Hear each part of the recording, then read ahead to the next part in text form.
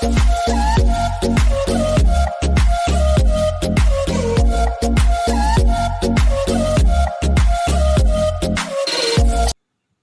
Friends, welcome to ராசி tips.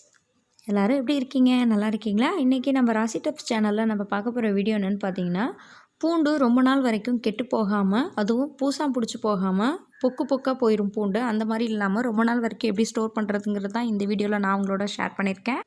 அதுவும் இந்த மழை டயத்தில் பூண்டு ஈரத்தன்மையாக இருந்துச்சுன்னா பூண்டு உள்ளே பார்த்திங்கன்னா பூசா பிடிச்ச மாதிரி ஆயிரும். அந்த மாதிரி இல்லாமல் இருக்கிறதுக்காக நம்ம என்ன செய்யணும்னு பார்த்தீங்கன்னா, நம்ம எவ்வளோ பூண்டு வாங்கி வச்சுருந்தாலும் சரி, அந்த பூண்டை இந்த மாதிரி உடச்சிட்டு வைக்கணும். நம்ம முழு பூண்டாக வைக்கும் போது தான் உள்ளுக்குள்ளே ஈரத்தன்மையோடு இருக்கும். காற்று படாமல் பூண்டு ஃபுல்லாக பூசம் வச்ச மாதிரி ஆயிரும்.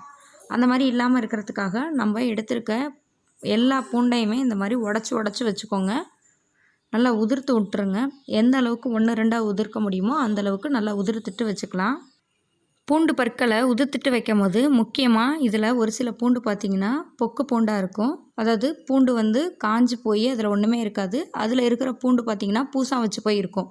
இந்த பூசா வச்ச பூண்டை நம்ம க்ளீன் பண்ணாமல் அப்படி வச்சிட்டோன்னா மொத்த பூண்டுமே பூசா வச்சிரும். அதனால் நம்மளால் ரொம்ப நாள் வரைக்கும் வச்சு ஸ்டோர் பண்ண முடியாது. நீங்கள் க்ளீன் பண்ணும் போது அதில் இருக்கிற அந்த பூசா வச்ச பொக்கு பூண்டை எல்லாத்தையுமே எடுத்துடலாம். இப்போ நான் எல்லா பூண்டையுமே உதிர்த்துட்டு ஒன்றா தனித்தனியாக வைக்கிறேன்.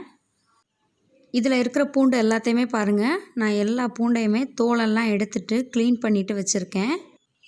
இந்த பூண்டு பற்களை எப்படி ரொம்ப நாள் வரைக்கும் வச்சு ஸ்டோர் பண்ணுறதுங்கிறத பார்க்கலாம். அதுக்காக நான் நிறையா ஹோல்ஸ் இருக்கிற மாதிரி பேஸ்கெட் தான் எடுத்திருக்கேன்.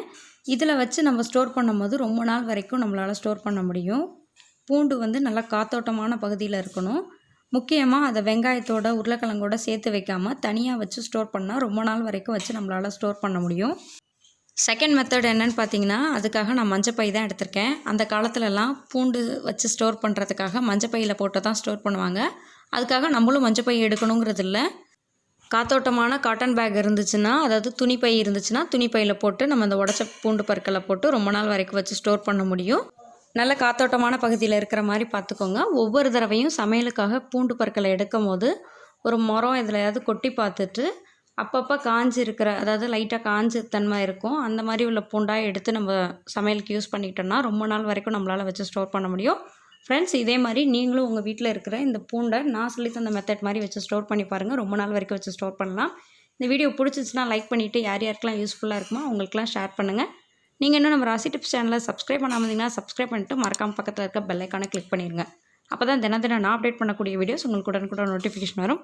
தேங்க்யூ ஃபார் வாட்சிங். Thank you friends.